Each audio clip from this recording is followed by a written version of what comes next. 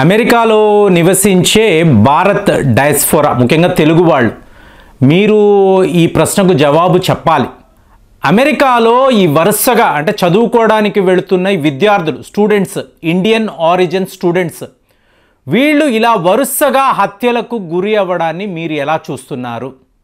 అంటే ఇలా నిజంగానే జరుగుతుందా అంటే ఒకసారి మీరు తెలుసుకోవాలండి. యుఎస్లో ఉన్న వాళ్ళు ముఖ్యంగా తెలుసుకోవాలి. సో దీనికి నేను ఎన్నో కారణాలు వెతికాను. చూడండి, మొన్న ఎవరో మిత్రుడు ప్రేమ్ గారు ఈ మధ్య కాలంలో ఈ మెడికల్ కాలేజీల్లో విద్యార్థులు ఆత్మహత్యలు చేసుకొని చనిపోతున్నారు. సో ఈ వార్తలు ఎక్కువగా వస్తున్నాయి. ఏంటండి ముఖ్యంగా మెడికల్ స్టూడెంట్స్ వీళ్ళకి ఏమైనా డిప్రెషనా, స్ట్రెస్సా, లేదా కాలేజీలో గొడవలా? ఎంబీబీఎస్ చదువుతున్న ఒక విద్యార్థి మీకు ఇలా ఆత్మహత్య చేసుకొని చనిపోతున్నాడు అంటే కారణాలు ఎలా ఉంటాయి? ఏ కారణాలు ఉంటాయి? సో మీరు ఎంత ఆలోచించినా కూడా మీకు అంత ఈజీ కాదండి. ఎందుకంటే మీకు మెడిసిన్ చదవాలి అంటే మంచి ఒక ఫ్యామిలీ బ్యాక్గ్రౌండ్ ఉన్న వాళ్ళే మీకు ఈ రంగంలోకి వస్తారు. అలాంటిది వాళ్ళకి పెద్దగా ఫైనాన్షియల్ ప్రాబ్లమ్స్ ఉండవు, ఫ్యామిలీ ప్రాబ్లమ్స్ కూడా పెద్దగా ఉండకపోవచ్చు. అలాంటి వాళ్ళు ఎందుకు ఇలా ఆత్మహత్యలు చేసుకున్నారు? ముఖ్యంగా మెడికల్ ఫ్రాటర్నిటీ. సో వీళ్ళు ఎందుకు ఇలాంటి సూసైడ్స్కి పాల్పడుతున్నారని మొన్న ఒక మిత్రుడు అడిగారు. కొన్ని న్యూస్ పేపర్ రిపోర్ట్స్ కూడా నాకు చూపించారు. చాలా ఆశ్చర్యంగా ఉంది. అంటే ఇదంతా కూడా కొత్త ట్రెండ్ అండి. ఇప్పుడు ఇదే పరిస్థితి మీకు అమెరికాలో కూడా, అమెరికాలో ఇక్కడ ఆత్మహత్యలు కావండి, డైరెక్ట్గా హత్యలు. ఇప్పుడు చూడండి, 2024లో మీరు గమనించారనుకోండి, మనం ప్రస్తుతం ఫిబ్రవరిలో ఉన్నాము. జనవరిలో మీకు 3 హత్యలండి, ఫిబ్రవరిలో ఇంకొక 3 హత్యలు. అంటే హేట్ క్రైమ్సా? ఖాళిస్తాన్ తీవ్రవాదులు పనిగట్టుకొని ఈ హిందువులను టార్గెట్ చేసి ఇలా హత్యలు చేస్తున్నారా? ఇదే కదా మనకు వచ్చే డౌట్. అలా కాదండి. ఇప్పుడు సయ్యద్ మజాహిర్ అలీ అంటారు. ఇతను ఫిబ్రవరి 4వ తారీఖు ఎవరో పనిగట్టుకొని ఇతని మీద దాడులు చేశారు. ఎక్కడ? చికాగోలో జరిగింది. సో ఇతను ఒక ముస్లిం వ్యక్తి. సో హిందువులనే వీళ్ళు టార్గెట్ చేశారా అనడానికి లేదు. అక్కడ ఒక ముస్లిం యువకుడు కూడా ఉన్నాడు, స్టూడెంట్ కూడా ఉన్నాడు. సో చికాగోలో ఇతని మీద దాడులు చేసి ఇతన్ని ఎవరో హతం చేశారు. మీరు వరుసగా గమనించారు అనుకోండి, ఒక్క దక్షిణ భారతదేశానికి చెందిన స్టూడెంట్స్ని వీళ్ళు టార్గెట్ చేస్తున్నారా అంటే అలా కాదండి. సో మొన్నటికి మొన్న ఫిబ్రవరి 7 అంటే నేను మాట్లాడుతున్న 6 హత్యలు, 6 హత్యల్లో ఫిబ్రవరి 7వ తారీఖు మీకు లాస్ట్ హత్య ఏంటి? సమీర్ కామత్ అని చెప్పి, అంటే కామత్ అన్నప్పుడు ఆటోమేటిక్గా కన్నడ అంటే మంగళూరు, మీకు అలా మహారాష్ట్ర బార్డర్లో ఉండే ఒక వర్గం. మీకు కామత్ హోటల్స్ వినే ఉంటారు. సమీర్ కామత్ అనబడే యువకుడు, ఇతను మీకు డాక్టరల్ క్యాండిడేట్ అండి. అంటే already masters in mechanical engineering. So 2025 వచ్చేటప్పటికి పూర్డ్యూ యూనివర్సిటీని అంటారు చూసారా? సో ఇక్కడ నుంచి ఇతను తన డిగ్రీ కూడా తీసుకుంటాడు. అలాంటి ఒక యువకుడు ఒక పార్కులో, మీకు ఒక నేచర్ రిజర్వ్ అంటున్నారు, ఇక్కడ ఇతను మృతదేహాన్ని పోలీసులు, లోకల్ అథారిటీస్ గుర్తించడము, ఏం జరుగుతుంది అని ఆలోచిస్తూ ఉంటే మీకు ఎలా హత్యకు గురయ్యాడు ఎవరికి తెలియడం లేదు. ఇలా వరుసగా మీరు చూశారు అనుకోండి, జనవరి 16 నుంచి మొదలైందండి. సో జనవరి 16న వివేక్ సైని అనబడే యువకుడు, ఒక విద్యార్థి, 25 ఏళ్ళు, అంటే ఆల్రెడీ ఇతను తన డిప్లొమా పూర్తి చేసి ఉంటాడు. ఇతను హత్యకు గురయ్యాడు. ఎక్కడ? లిథియోనియా. సో ఈ ప్రాంతంలో ఇతను హత్యకు గురయ్యాడు. జనవరి 16 గురించి నేను మాట్లాడుతున్నాను. తరువాత మీరు చూసారనుకోండి, జనవరి 20, 16 అయింది, తర్వాత 20ని ఎవరు?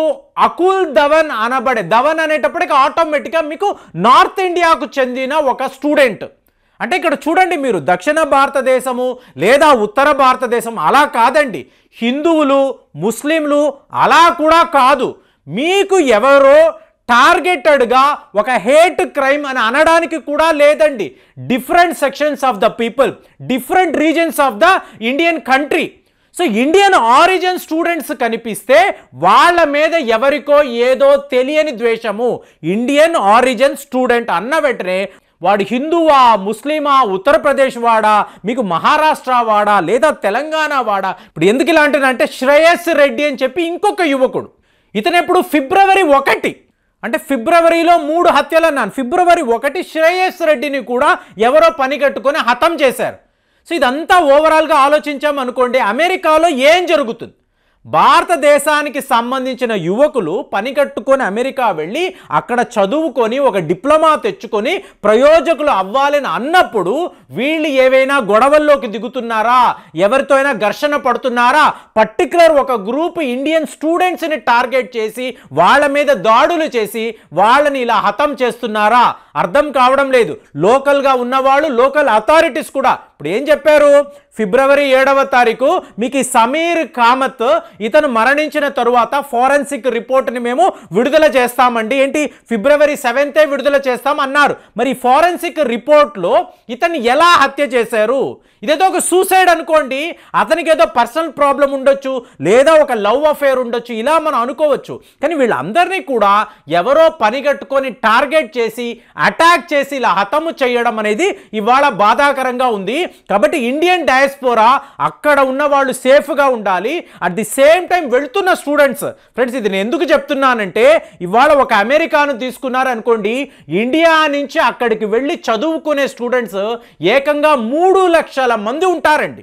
3 లక్షల మంది భారతదేశానికి సంబంధించిన వాళ్ళు లక్షల రూపాయలు వీళ్ళు ఇక్కడి నుంచి ఖర్చు పెట్టుకొని అమెరికా వెళ్ళి చదువుకోవాలంటే ఇలా ఇంత దారుణంగా వీళ్ళు హత్యలకి గురవుతున్నారు అంటే, ఇక్కడెక్కడో రాజమండ్రిలో జరిగినట్టు ఒక MBBS స్టూడెంట్ ఆత్మహత్య చేసుకొని చనిపోయింటే చాలామంది అన్నారు ఇది ఆత్మహత్య కూడా కాదండి అన్నారు. కారణాలు మనకు తెలియవు. కానీ అమెరికాలో మీరు చూశారనుకోండి, ఇలాగ భారత విద్యార్థులు ఇలా చనిపోవడాన్ని అసలు మీరు ఎలా చూస్తున్నారు? అసలు దీనికి కారణాలు ఎలా ఉంటాయి?